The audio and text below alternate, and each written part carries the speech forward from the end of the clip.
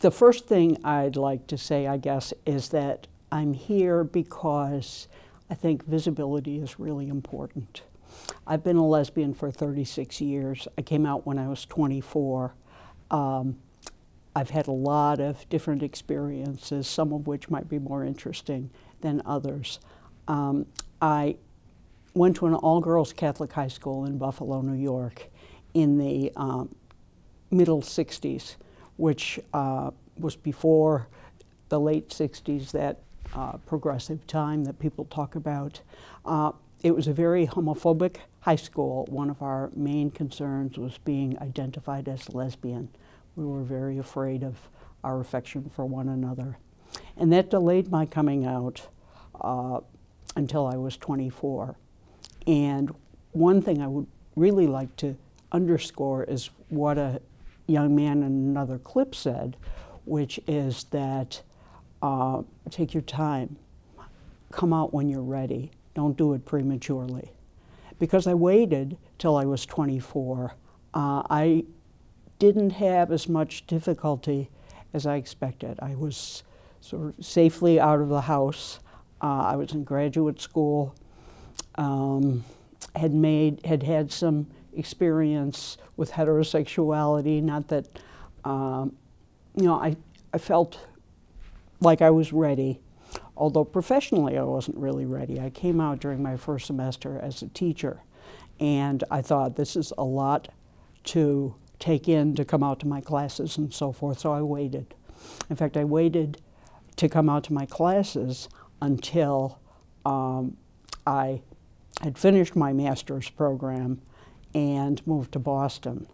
I moved to Boston to be an open lesbian and to think about what it would be like to do something besides school. I'd had jobs between my bachelor's and my master's, and I wanted to investigate life in the private sector for a while, and mostly I wanted to be open. What was unusual about my coming out circumstance, I guess, is that when I was 24, it was a cataclysmic time. I came out as a lesbian, discovered I was diabetic, and became a vegetarian. So it was an entirely life-changing time when I was at Purdue in Indiana. I moved to Boston and without knowing anyone, without having a job, and it was difficult, but I was able to find a lesbian book group, meet a lot of friends. After 2 years, I was sort of settled socially and met my partner. It's of interest, perhaps, that my partner and I have been involved for 30 years. We raised 2 sons together. One is 45 and one is 39, which I just discovered because I wasn't sure how old they are, and so there we have that. What I'd like to also underscore what another speaker said, that maybe the worst thing about coming out is that you have to do it over and over and over in every different context. I had the good fortune when I was teaching in Louisiana, where I taught for 17 years, I had the good fortune of teaching lesbian literature for the first time. I was lucky enough in the mid-90s to be in an environment where people were receptive to my proposing and teaching a lesbian lit class. And it was a wonderful experience. And I felt that I had come out all over campus by doing that, and of course it wasn't true. People still didn't realize I was a lesbian. I still had to remind people. Similarly, I did my PhD work at University of Wisconsin-Madison, and all my scholarly work was lesbian. I took a wonderful course called Lesbian Culture, taught by my professional idol. And I began to do lesbian scholarship with her, and she said, if you're going to pursue this line of inquiry, you need to be open. And I've been fortunate in that, or lucky or happy to be open as a scholar since I've been practicing scholarship for many years. When I taught the first lesbian lit class, I was fearful that somebody was going to, vandalize my car or, I don't know, do something awful, and nothing happened. In fact, it was a wonderful experience. The class was comprised of half lesbian, half heterosexual. I suppose, that's a schematic division. But it was a mixture of students. It was a wonderful environment. And I was lucky enough to offer that course in subsequent years. It became, the Gay and Lesbian Literature course at University of New Orleans became part of the curriculum after I was able to have this experience. And I've taught gay and lesbian literature subsequently, and that's also been a wonderful experience. Since I've been here at Champlain, my background is in women's studies, women's literature, and my scholarship is gay and lesbian. I wrote my dissertation on Sapphic modernism. Since I've been here at Champlain, I haven't taught any of that stuff, and I really haven't I haven't come out that much, which reminds me of the fact that you have to come out again and again and again. So this year, fortunately, through various combinations of circumstances, I was able to come out to 2 of my classes, and I will continue to do that. It's, every time I do it, it's an amazingly empowering experience. I feel like I'm coming home. I feel like I have, I don't know, it's, I feel like I've affirmed myself. I would like to underscore or echo one of the other speakers in a clip who said that he doesn't really, I don't want to be straight. Even when I was struggling with the idea of becoming a lesbian, even as I was doing that, I was practicing heterosexuality during my college years in New York City. And it wasn't me. I had a good time. I enjoyed the men I was involved with. But when I first became involved with a woman, it was just clear that I was a lesbian, and it was wonderful.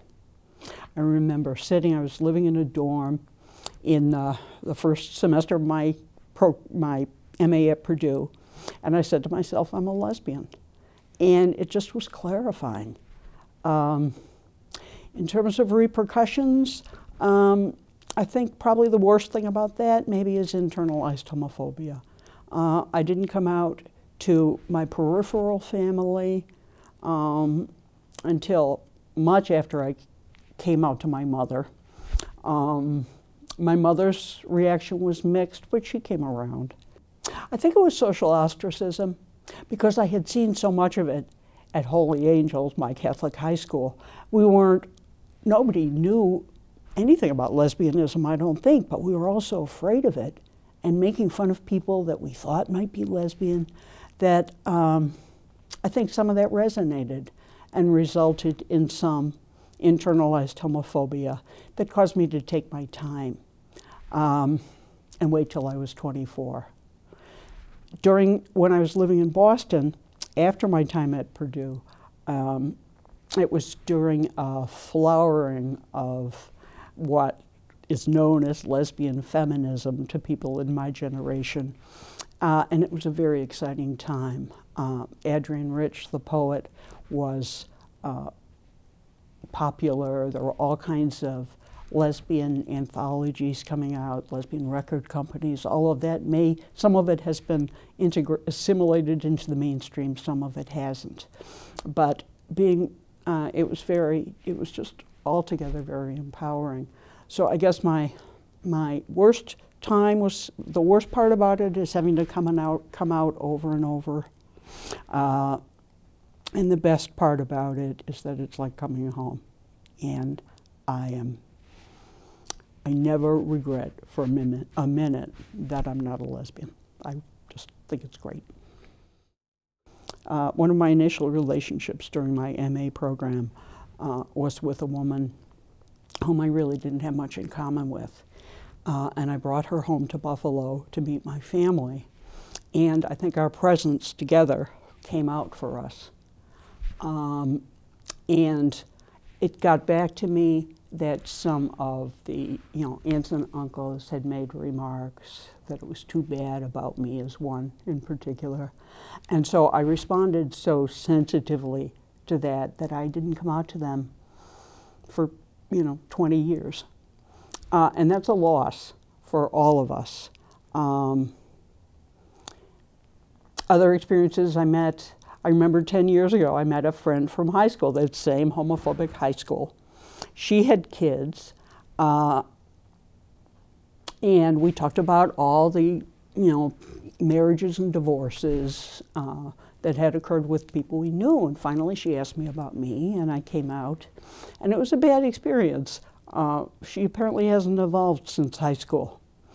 And so she went to a country club that some of my relatives were members of and told all of them. And so I sensed that they had heard, but nobody, I didn't know how to deal with it. And so the moral of that story is I should have taken control and come out to all of my relatives as necessary as soon as possible instead of being afraid. Because the way it came out is, at this point at my, since I've been out so long, and they all, since I've finally been open, everybody pretty much is accepting. And if they aren't, I can't worry about that.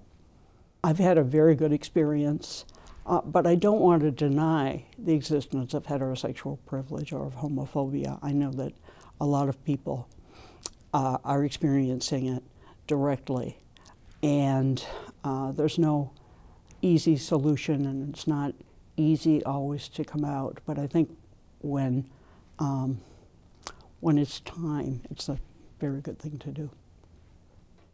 I view lesbianism as a political, sexual, and emotional orientation. It's far more to me than just whom I sleep with. When I first came out, I really, because I waited, I think, I didn't experience too many negative repercussions. I didn't come out to my classes, and I felt fine with it because I knew I wasn't ready. When I came out to classes finally in the 90s, it was a wonderful experience. And I'm conscious, of course, as a lesbian teacher, that it does come up, even if I'm teaching composition. I know a lot of heterosexual teachers talk about their husbands or wives or kids all the time, and there's a self-censorship that does come in. So I suppose, even I could come out more and more and more and more contexts. But having done it to classes this semester, I feel like I'm moving along. It's a constant process of growth. In fact, I remember a particular incident last year in one of my classes. A colleague was sitting in, and I showed or played some music that was kind of experimental or something, and I joked that someone had come into the room and said, "What is that awful music?" And of course it was my partner. And so the person who was visiting my class said, "Who was it?" And I said, "A friend."